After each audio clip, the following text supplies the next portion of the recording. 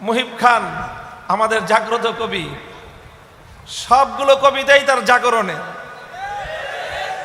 কেউ প্রশ্ন করতে পারেন খালি জাগরণের কবিতা লেখার দরকার কি?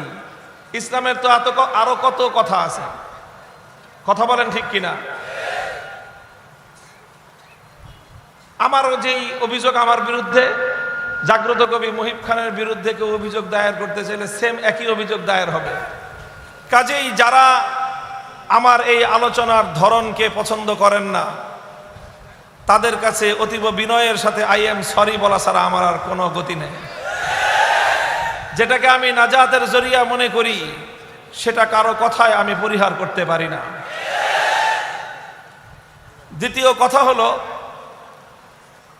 যে আসলে ইসলামের কথা এতটা জোরালো কণ্ঠে বলার কি প্রয়োজন? যে খালি জাগরণের গান গান কেন আপনারা? শুধু চেতনার কথা বলেন কেন?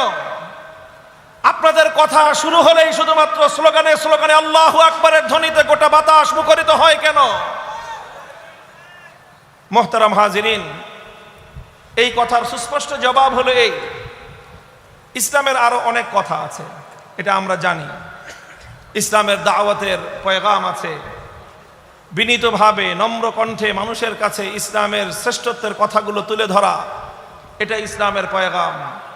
মানুষকে দ্বীনের তালিম, ঠান্ডা মাথায় মানুষকে দ্বীনের মাসআলা মাসাইল শিক্ষা দেওয়া, এটা ইসলামের পয়গাম। দরদ মাখা কণ্ঠে মানুষের হৃদয়কে বিগলিত করে মানুষের চোখের মধ্যে ঝরনার মতো অশ্রুধারা প্রবাহিত করা, এই রকম আলোচনাও আছে।